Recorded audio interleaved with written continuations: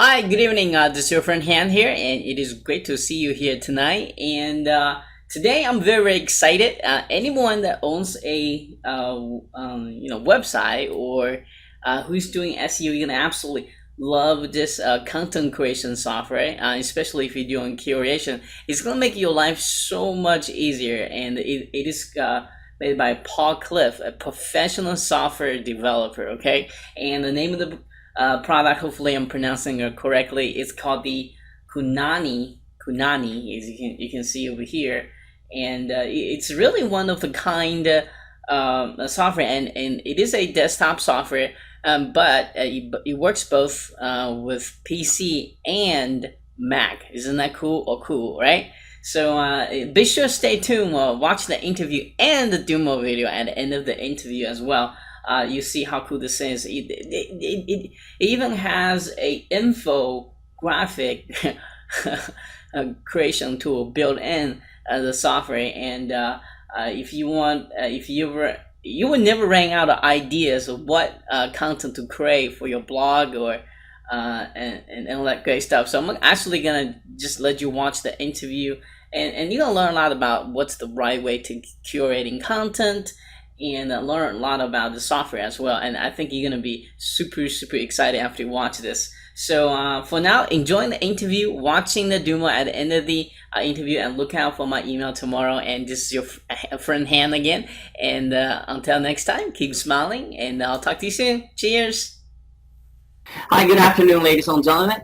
This is your friend Han again, and it is great to see you here. And today I'm very excited because I get a Paul Cliff here for the very first time. He's going to share some awesome SEO tips, and just kind of, and also talking about what is the right way and the wrong way to doing curation these days, and in the future as well. At the end of this interview, he's going to review an awesome software that's going to really save you a lot of time and a lot of money as well. I think it's one of a kind software as of right now that in its class, this is the best thing, and you guys are going to absolutely blow it away by how this software works. And just make sure you stick around, watch the short demo video that we have ready for you as well.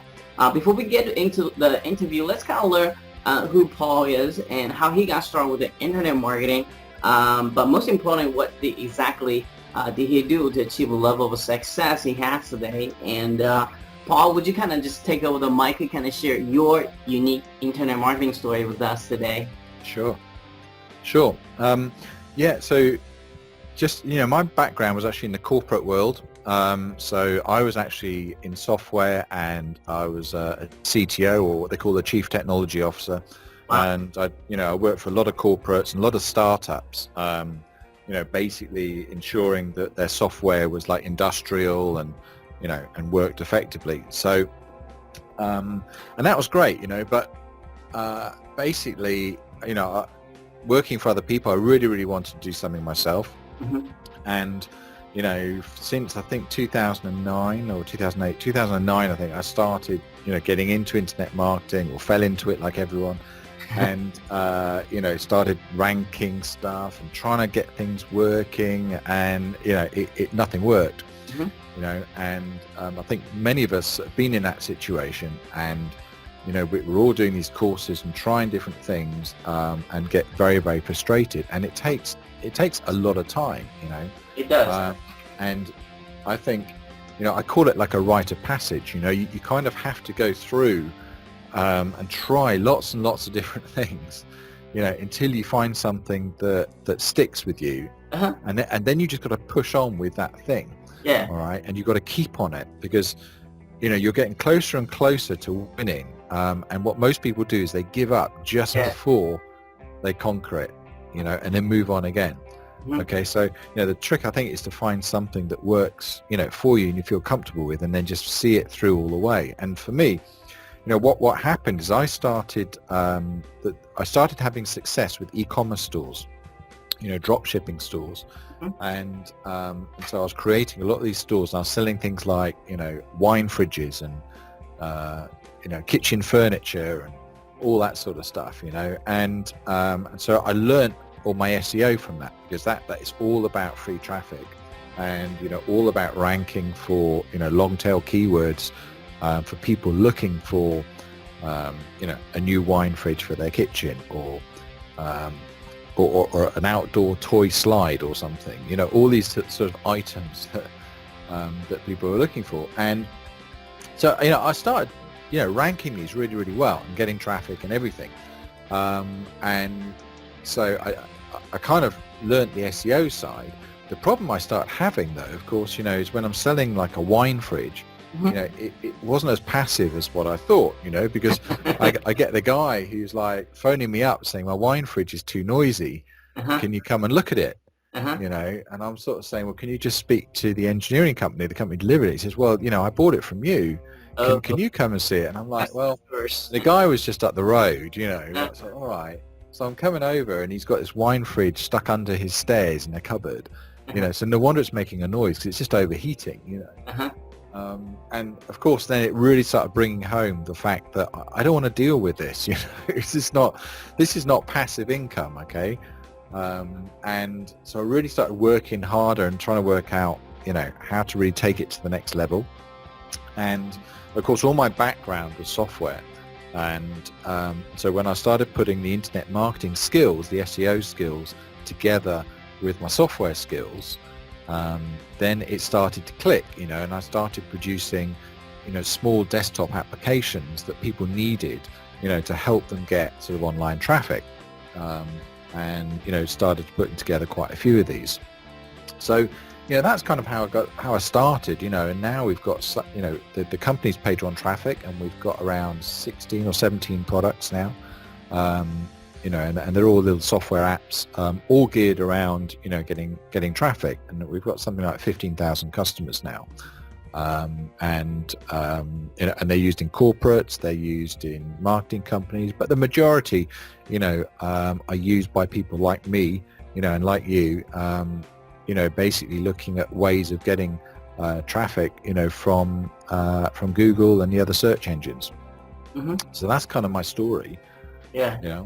Yeah, I think with your unique backgrounds, like all the software that you ever produce is, I never find any bug by the time, even on the beta version, or on the you giving out a preview copies is just absolutely fantastic. I think you test them very thoroughly, and the interface is very user friendly. I think it has to. I would guess it has to have something to do with your passive working experience, and exactly what people wanted, and you can, or how to testing to see what people really want as far as the flow of the software goes and all that interface goes. I just kind of want to put that one out there. Yeah, I think so. I think to a certain sense, some of it comes natural, because I've had the experience, but also because I've also been in a position where I need to use it. Then I'm actually building it as I think people would want to use it. And then obviously because I'm doing that, then when people use it, it's fairly logical to them too. And I think because we produce products that actually have a purpose, and most of our products are still used by most of our customers. That it's not like something that just sits on your desktop. It has a life, and because of that, then we know that it's actually delivering. It's actually a product that people use. Okay, so let's talk about the kind of future of SEO a little bit. Like, I know that Google has been obviously has been constantly evolving and changing, and a lot of people got bad results from it every time they changed it. Some people got good results from it as well. And we talked a little bit before the interview. They say there's a couple of factors that no matter what Google's going to do in the future, that's going to always be there, that's going to help you beneficial if you just do it right. So could you talk about, first of all, what do you think the SEO is going to evolve to become? Also, what are those secret elements that actually, no matter what Google changes, going to keep people ranking high and benefit from the organic traffic as well? Yeah, sure. Well, you know as well as I do that the new algorithms come out all the time. Right. and it's constant. Obviously we hear about the big ones, the big names like the Panda and Penguin and stuff, but the reality is they bring out a new one theoretically every day, and we just don't see those, and they're often very subtle. And there are loads of techniques that will work. I mean, if you build a site tomorrow and if you throw thousands of backlinks at it, chances are it will rank, and it will get straight up there, but it won't last. And it might last a few days, it might last a week, it might last a month. Okay. And the problem is there's lots of training and things like that out there that people will say, oh right, well this method works, because they've tried it out and they've got some results. But of course what happens is it doesn't last for the long term. All right. And so what you've got to really think about then is is going back to the roots and saying, well, what is it Google really wants? And all Google really wants is to sell advertising. And the way they sell advertising is they have to make sure that they have an audience. Yeah, and their audience will only stay with them if they're having a good experience. Okay, and that's it. So if their audience is having a great experience with Google, then it stays with them. Google makes more money. That's it. So how do they do that? They have to ensure that what they're showing, so what people are searching for and the results they're showing, is actually what people really, really want. Right. And they're inspired by it, and they read it and they're interested in it, and perhaps they share it. It's hitting all the buttons. Okay. Right. So if you come at it from that mindset, then whenever you produce content, you've got to think like that. Okay. So you've got to think, is someone really going to read that? Okay. Is that interesting enough for them to read it? Because if it's not interesting enough for someone else to read it, then it won't survive the long term. It won't get ranked. Right. Okay. Right. Totally. Because it might in a short term, you might see some results, but you've got to think that Google is constantly just trying to tune its results so that it can get the best experience. And so, it's doing this in lots of different ways.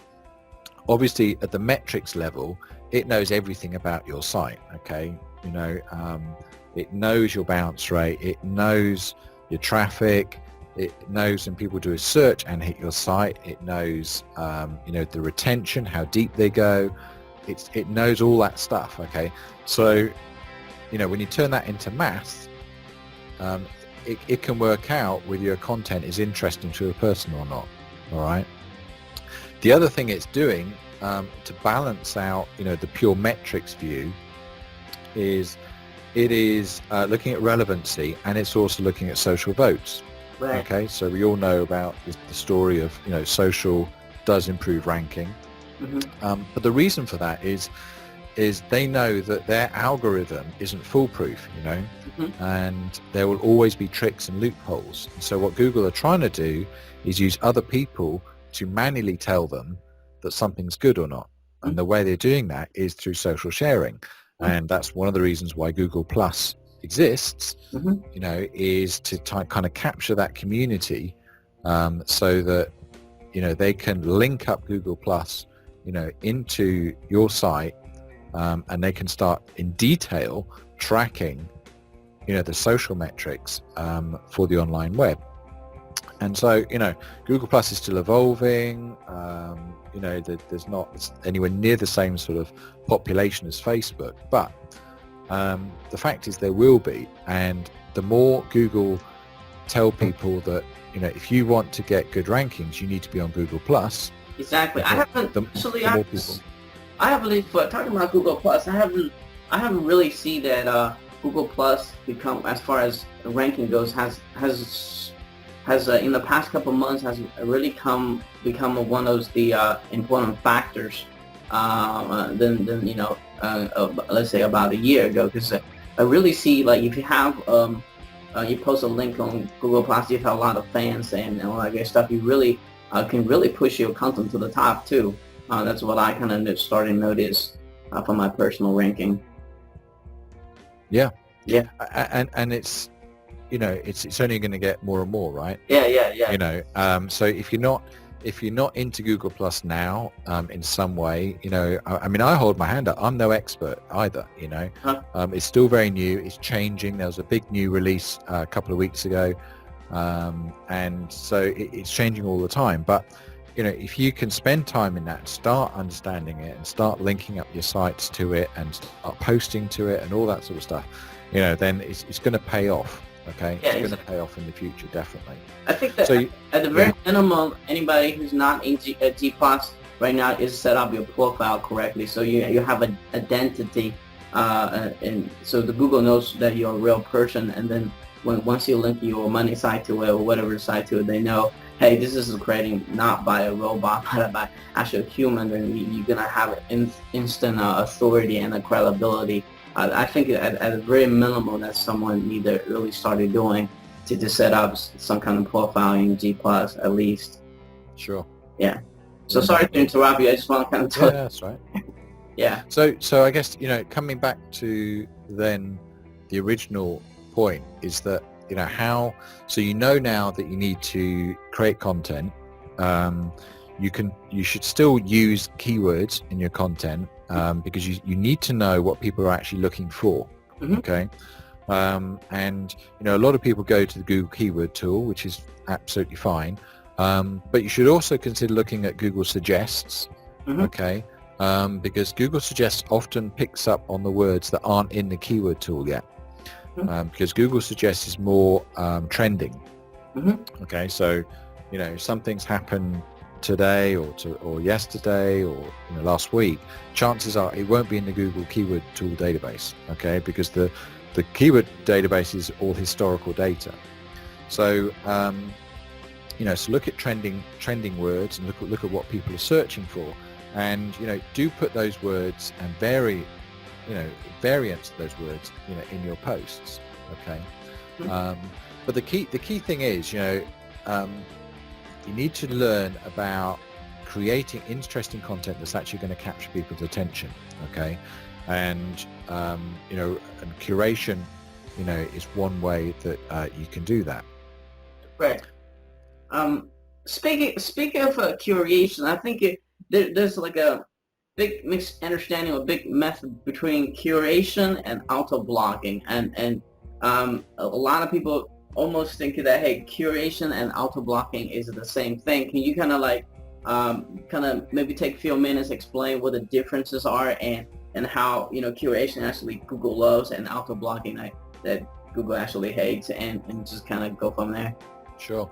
Well, the biggest problem we have now, and it's the same for Google, is that there is so much content being produced. Okay. And because there's so much content being produced, that people don't know how to digest it. Okay. It's too much. It's too overwhelming. All right.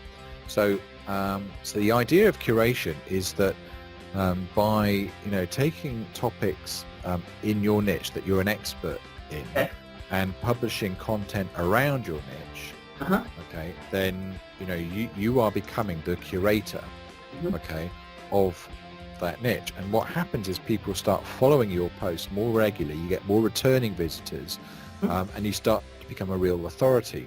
Okay. From a more SEO point of view, and you asked a question about auto blogs and things like that. There are some basic rules around curation, and that is simply that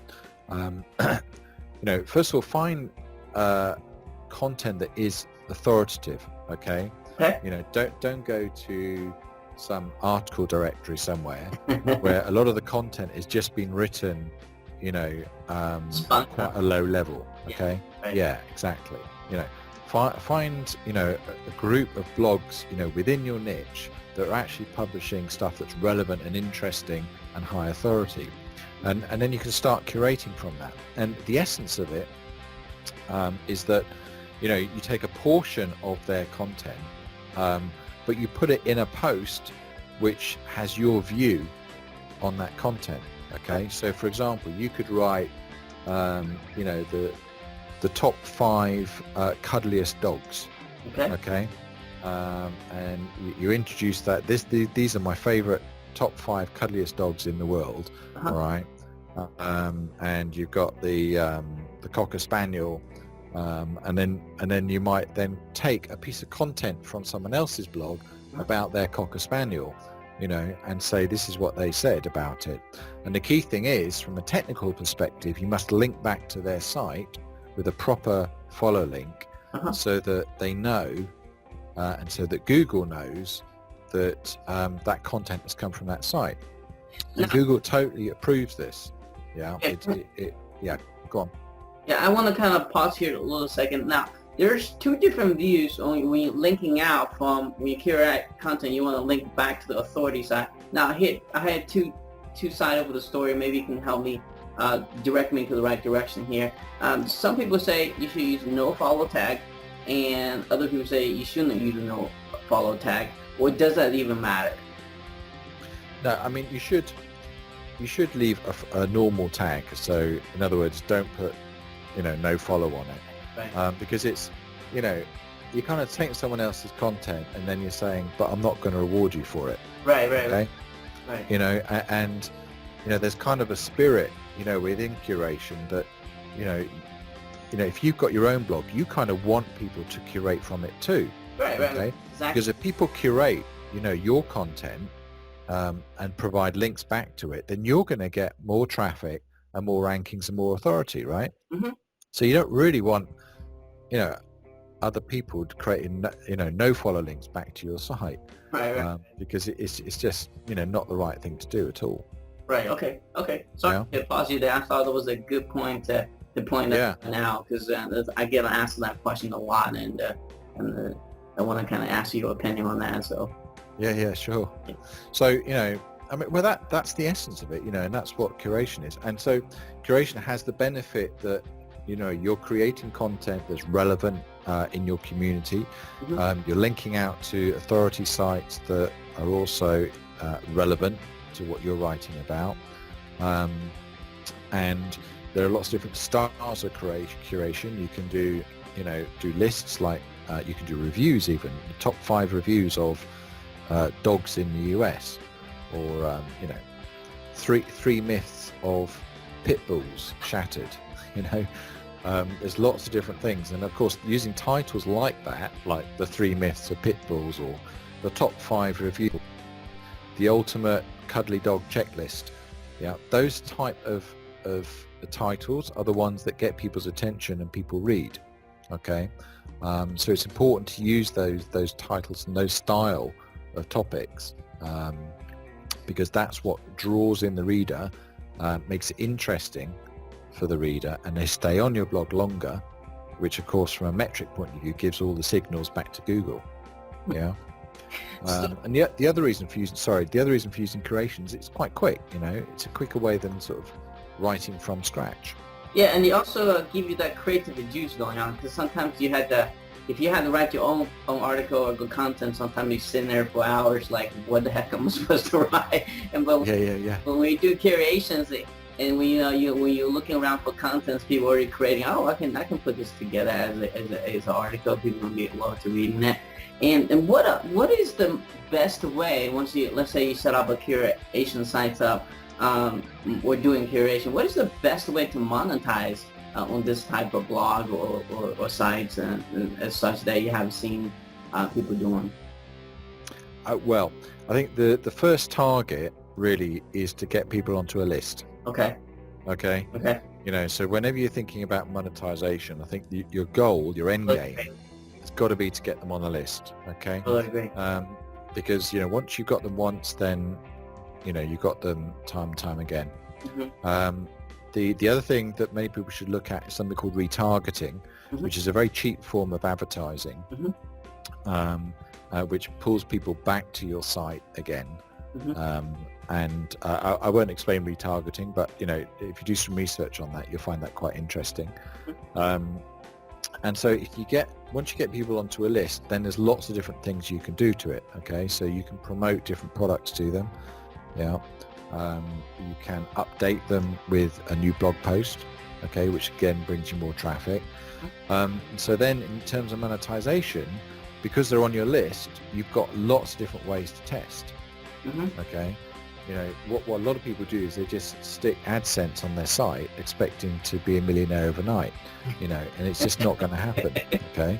But, you know, if you've got a list of, you know, 100,000 dog lovers, okay, you know, then they might, then, you know, at a local level, there could be some pet company that would, you know, do some sort of affiliate relationship with you for their pet products, yeah? You know, there's lots of different things you can do. There's obviously loads of dog training courses and, you know, everything around pets, that there are tons of affiliate products. You know, it's a huge market, and mainly because it's a very passionate market. Okay, everyone, you know, who's got a dog loves their dog, right? So, you know, there's tons of ways, but I think the end game is get them on a list, because if you get them on a list, then you've got lots of different ways of monetizing. Right. Totally agree. And I've been telling people the first mistake I made when I first started is didn't start with a list, building a list. And if either we want to go back, that will be the first thing I do, is building a list. And because if you think about it, you control the traffic. You can send any offer anytime, any day. You no longer have 100% depend on Google, which is shouldn't be doing these days anyway. Well, exactly. I mean, that's your asset then. Yeah. You know, and your list has value in itself, you know. So yeah, that's definitely the thing to do. Yeah. So I don't know.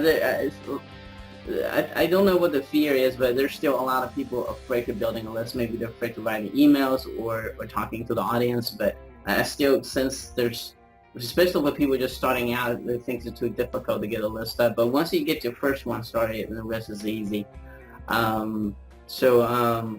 Let's talk about, so what is the biggest mistakes you see people is making there out there right now as far as curation goes?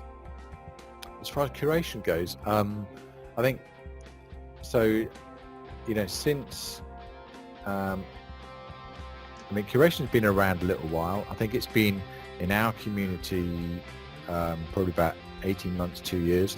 Yeah, but it's longer than that. There's been a whole load of plugins and all sorts of things that have come onto the market, which I wouldn't call curation tools, even though they call them curation tools, right? Right. You know, and you know what they're doing is they're just like grabbing, mainly they're grabbing feeds and just the description of a feed and just reposting it. Yeah. Okay. Yeah. Which is kind of going back to auto blogging and stuff like that, and it comes back to what I originally said, that people don't want to read that. Mm-hmm. You know, they're not going to read it, and if they're not going to read it, they're not going to come back to your site. Mm-hmm. Yeah. Mm-hmm. And so, you know, because of that, curation in a way has got a bit of a bad name. Mm-hmm. You know, and I think, you know, when you go for all the automated tools, they look good because they are, you know, on the surface, Mm-hmm. You know, a quick fix. Mm-hmm. Yeah. But in the long term, they're gonna do you harm, you know, because you're going to put all that effort into something, and then for it to be banned or something like that, you're going to lose all that time and effort that you've invested, you know. Oh yeah. I've definitely experienced that, so I learned my lessons in the hard way. Hey, I have too. I think you know, everyone's been through that. You know, I've had plenty of sites that just don't think suffered. That if you are listening to us right now, if you think you can outsmart Google, or you can use some kind of plugin, or you know, some kind of programming and just get away with it, well, you will eventually get caught up with you. And I learned that the hard way. So please don't learn the hard way, because it's not going to be a very satisfied feeling when that pitch once they ban you stuff. So they will eventually cut up. You might not cut up, you know, at this very moment, but they will cut up with you. So let's talk about this software. I don't know if I'm pronouncing it right. Kudani. Correct me if I'm wrong, but how is this different than the other curation contents? And talk about you know, how this thing works. And I when I watched the Dumo videos, like, blown away how easy, and you just kind of literally drag and drop and everything's put together. And how is this different than the other quote unquote curation software out there?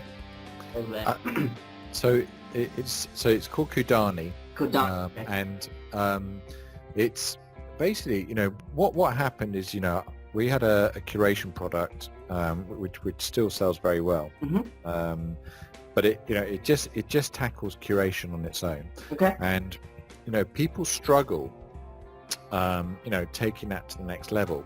Okay, so the types of things that people struggle with is that they know they need to do curation, but they struggle for ideas, they struggle for what to write about, they struggle for how to write interesting titles, they struggle to pull everything together and post to Facebook and their blogs and everything in one go. They struggle to create backlinks using the correct way for things like creating things that people will share. Okay, so you've got people will share, obviously they'll share your content, but people will share stuff that's really interesting, so like infographics and viral images and things like that. And then people also struggle with something called guest posts. Guest posts is literally you just writing an article for someone else. And what a lot of people were doing is they were doing that, but they weren't getting any traffic. And the reason they weren't getting any traffic is they were writing, a guest post for a very, very low traffic site, and so they weren't doing like the research to start with to make sure that the site was actually, a traffic that actually had visitors. So Kudani sort of come about from all that, and it's our most powerful tool yet, and it sort of combines everything around curation, keywords, searching for content. It has loads of templates in there to help you build your posts. We've also integrated a complete feed reader, so an RSS reader is in there, and and most people, especially our customers, they use Google Reader, and I don't know if you know, but Google Reader is closing down in July. I didn't know. And so that's all closing, and there have been lots of other readers taking over and saying come with us, like Feedly is one of the biggest, for examples. But the worry is that a lot of these companies, they integrate with Google Reader, and so take your feeds in, okay, but what they're not letting you do is export them. Okay, so Feedly have said that they will probably do that. Okay, but at the moment, like you can in Google, you can export all your feeds. Okay, but if you go to Feedly right now, you cannot export your feeds.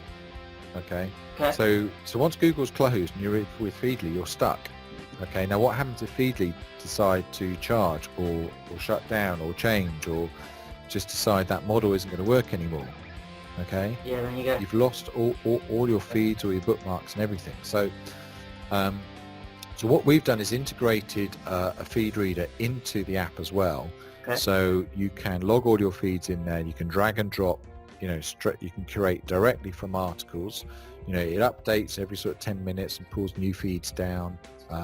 You can categorize all your articles and all your feeds into different groups, into your niches, however you want. And you can even, when you're out and about on the web, we provide we've written a web plugin that sits in your bookmarks bar. So when you see a site that you think, I could curate from that, you just click the K in the bookmarks bar, okay, and it automatically saves that site for you in the background and sends it to your Kudani desktop app. So when you open up Kudani, it automatically synchronizes with the online database and pulls your bookmarks in. Okay, so then all your feeds that you found during the day are automatically pulled in. Okay, and then you can get them in, and you can then sort them and say, well, let's put that in that niche, let's put that in that niche, etc., etc. So it's really very much, we want to see this as like the professional tool for for people, for bloggers, for marketers, for people in SEO, for anyone who wants traffic to their sites online. Then we want this to be the tool of choice. Right. So I think it's not just pure curation. This is actually a content management too, because you can just log into software and start. You don't have to log into every individual blog or Facebook. You can just working from this one central location and find the content you want and write little piece of, put in whatever the content you want and start to either post on blog or Facebook, right? It's more like a content management type of software, yes? Or no? Yeah, exactly. So you can, when you create your posts, you can create them locally, in the editor, and with one click you can push it straight out to one of your blogs. Right. Okay. As long as it's a WordPress blog. Right. But even if it's not, you can open up. Let's say you're using Joomla or something. You can take what you've written and just paste it into Joomla as well. Okay. Cool. But for the remote management and the remote posting, then Kudani can do all that for you. And what that brings then is a really good market for people in the offline world. So people who do local consulting and things like that, because all these local companies, they know already that they need content for their blogs. Okay, they know the whole story, they know they need to do content marketing and everything, but they don't want to do it. Okay, so they're very willing to pay for people like us to manage their blog for them and post once a week or whatever, a curated post, as long as it's done regularly.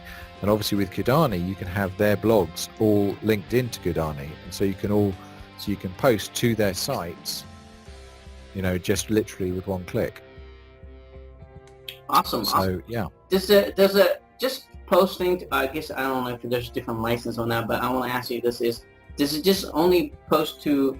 Is it a limitation how many blocking posts or how many Facebook account or pages you can post to? Can you talk a little bit about that? Or yeah, I mean, there's we have like a standard license and what we call a business edition license, and the business edition license is completely unlimited.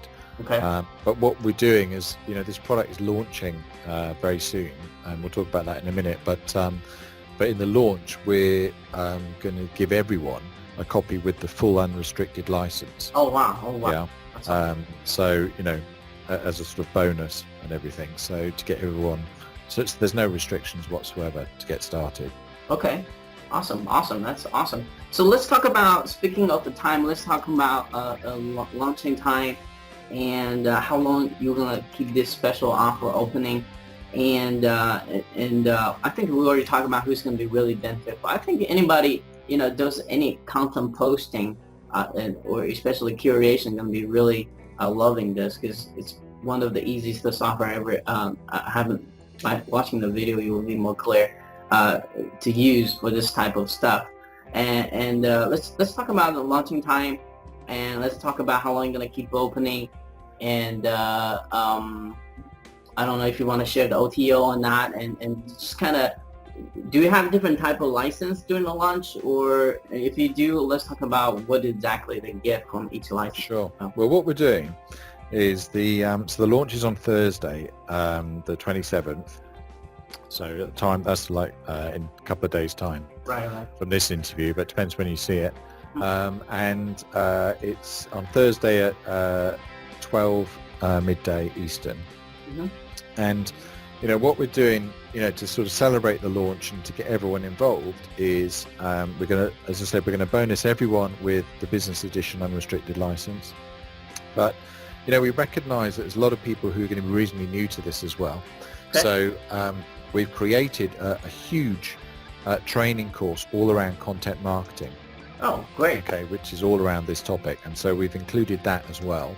Okay. And then what we're also including is a full course, on consulting and selling this type of service, out to other companies as well. Okay. Okay. So that's all going to be launching, on Thursday, and there will be an option to upgrade afterwards to a tool that we use to help socially promote your posts. And what it does is something called staggered promotion. And one of the mistakes that a lot of people make is when they socially promote a post, they I don't know if you can hear my family in the background, but it's like complete carnage. I think it's my girls just trying to get to bed or not going to bed. It's complete. Basically, what a lot of people do is they take a post and they just post it immediately out to like 22 different networks, you know, like all the Web 2 sites, all the social sites, all at once, right? Oh wow. But that's what I'm saying in a way is not the right thing to do, you know, because it's not natural to do that. You know, people don't share that way. Okay, you don't suddenly put something out and it's instantly like on like 22 different social sites in one hit, you know. Right. And the way to really do it is to stagger it. Okay, and you know, by pushing your social, by socially promoting your posts out, you know, one day at a time. So like you might do Twitter on day one, Facebook the next day, Google Plus the next day, LinkedIn after that, you know, and then Tumblr perhaps, you know, and do that like day after day. Then that's the more natural way to do it. Right. And the other thing it can do is you choose the right time to do it. Okay, because there's no point socially promoting your post at like 3 a.m. in the morning. Right. Okay, you want to do it, you know, between 10 a.m. and 4 p.m. Okay, when people are most online. All right, so you can actually set a time of the day according to the right time zone, so that it will actually do that for you. So that's what the upgrade is basically. Okay, sweet. So for those who are still with us right now, make sure you stick around, watch the demo video so you know exactly how this thing works, but most importantly how this is going to really benefit you by saving your time and money and all that great stuff. And Paul, thank you so much for spending your busy schedule with us today and share some awesome tips on SEO and curation. And also thanks for coming out a much needed software like this and offering it such a great great discount and a bonus for all the warrior too. And I think a lot of people can really benefit from this as well. So I think I have all the questions I need to ask you here. Do you have any final words, maybe of wisdom you would like to share with my audience? Not really. I think, I think I think one of the key things is just to keep going. A lot of people give up too easily, and I think with anything, when you're starting up your own business, it's too easy to, especially if you've got like a full-time job as well. Yeah. It's really hard, I mean, I found it hard, and coming home every night, working, and then doing my online business at night and stuff, and it's a lot easier to watch TV. Yeah. It's a lot easier to watch the football or whatever. We all know that, and the problem is you've got to put in the hours into your business, Right. And so to all the people who are doing that, you just got to keep fighting on, and whether it's blogging, whether it's something else, you will find what you're really good at, and then it will really take off for you. Yeah, and I think people need to really put the money aside. You gotta kind of dig inside, see what you're passionate about, what is your strength, what is your weakness, and do a really analysis. Maybe have your friend help you, because sometimes we can't see what we're good at and what we're not good at, and then take that strength and develop that into your marketing strength, and take from there. I think a lot of people are too much focused on making money, and ironically, when you focus on money, it just never comes. But when you focus on delivering value by, unique way, by using your own strength and passions, that's where the money really comes in. So that's from my past experience. So for those who, I mean, Paul is a great example for that. He's using all his, past working experience and passion and become very successful. And so am I. So just keep doing whatever you're doing, and find, what doesn't work, and just learn from it, and do continually work on the stuff you're good at it, and find that what uniqueness about you. Every one of us have that. So, and keep doing that, and one day you'll be there, Absolutely. All right, Paul. Cool. All right, Paul, I'm looking forward to learning more from you, and I'll be talking to you soon. All right, Han. Thanks for that. Paul. Take care.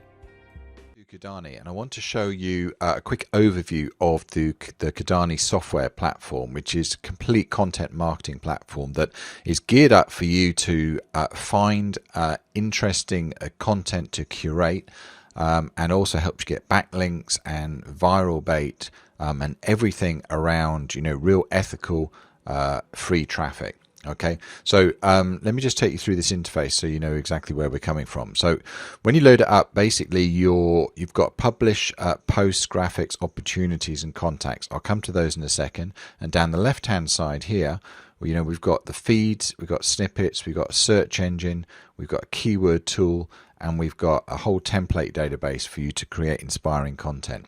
So basically, if I just start at the keywords, which is where most people start when they want to create something, then you can literally type in any keyword you like. So let's type in dog training. Why not? And of course you can search over Google, Amazon, Bing, eBay, all the other traditional search engines. But if you search Google, it will give you an indication of volume as that comes in. And what I can do is highlight those keywords, click on the trends, and so I can identify straight away whether something is a declining keyword or a keyword that's actually going up in interest. Okay, so dog training certification could be like quite a cool keyword. So I can save that and or copy that straight into my editor so I can look at that a little bit later. And in fact, I'll write an article about that. But then what I could do is take that and go into the search engine, and I can then search over images. I can search for over blogs.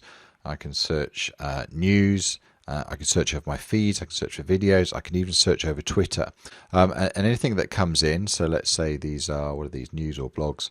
I can actually look at them. I can even pull in the content into a browser, and see what the actual end content is, what it actually looks like. Okay, and I literally click on this this little cloud symbol, and the content just appears. So basically, and again, if I want to curate from that or store it or whatever, I can just highlight it. I can curate straight into my editor, and again, it will just pull the appropriate link. I can think, oh, that might be an interesting snippet of content, so I could actually just save that. As good content, and save that maybe in my dog training project, which I'll come to in a second. Okay, and I think you can see the search is really, really powerful. But what I really like is the snippets, and this is where you can actually save bits of content that you might find on the web, keywords, everything, and organize everything around a project. Okay, so you've got everything to post to your blog. It is all stored in one place straight away.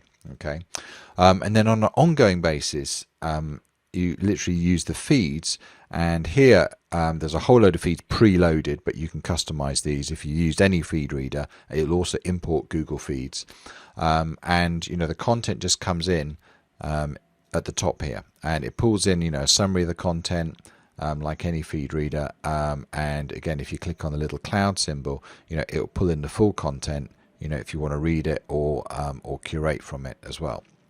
So that's basically all about the curation aspects of searching for keywords, searching for content, pulling in content from your feeds. But what's really good as well is a lot of people get stuck, with what to blog about and what to write about and put on their sites. So there's this database called templates, where we've got things like interesting titles, or titles actually capture attention. So for example, 3 something lessons that you can benefit from today. Okay, and if you double click that, it goes straight into your title here. So then all you need to do is put in your keyword, so 3 dog certification. In fact, I could have just pasted that in, but you can see that. And then if I'm pasting or publishing to Facebook, then I can also do use Facebook questions, and these are like proven questions that people use to increase engagement. Okay, and I could just again double click on those, and they go into my post editor.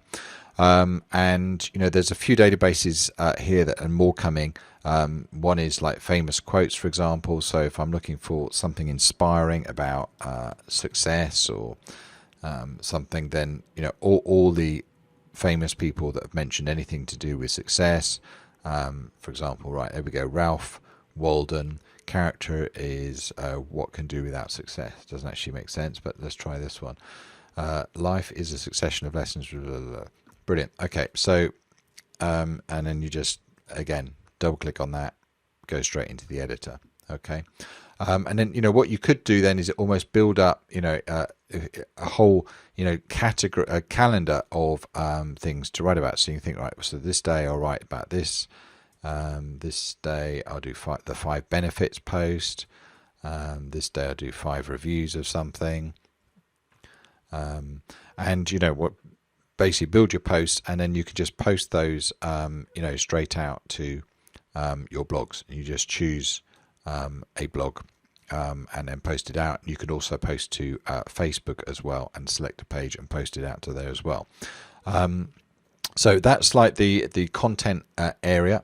Once you've done some posts, then they're all stored in here. So all the posts that go out to your blogs are stored here. So if I wanted to, for example, I had this one published, I want to edit it back, I click on edit and it pulls that whole post back into the editor for me, so I can make changes. And what it will also do is do the social tracking for me. So it'll track the page rank, it'll track whether it's been shared, Facebook, it's been tweeted, whether it's on Google plus Wand. And then I can also look at my competitors as well and see whether their sites have got some social metrics, and of course they've got plenty there. So so that's like the post tracking and metrics section. And then on the graphics section, this is where you can create infographics for publishing, and I've already started one here. But essentially all you need to do is drag and drop different images and text, and literally like this. And so if I wanted to create some text, then I can create a headline, and let's do so 78% of dog owners live in the US. I just made that up, but let's put that there. Let's resize it a little bit. There we go. And of course, all the usual things that you'd expect. So I can change the color and so on. That's nice. And then save that down, and I can save that. That's saved to my disk. And then, of course, I can then publish that out to Facebook or onto my blog, and then share that out. Okay. Opportunities is where I can look for different guest posting opportunities. So I can type in my keyword and look for opportunities for where people are actually looking for guest posters. And then I pulls back the contact details, pulls back their traffic ranking, so I can tell whether the blog is actually worth creating a guest post for, and contacting and going through all that hassle, which is very, very important for people who are into guest blogging, guest posting. And it can even search for links as well. So we've got all the search patterns for looking for comment links, for directories, for different auto-approved posts, all that sort of stuff is all there, and it can check all the contact details for the blogs. And when you find or establish a contact with someone who owns a blog, or any sort of online contact, then you can save that into a contacts database, which we've got here.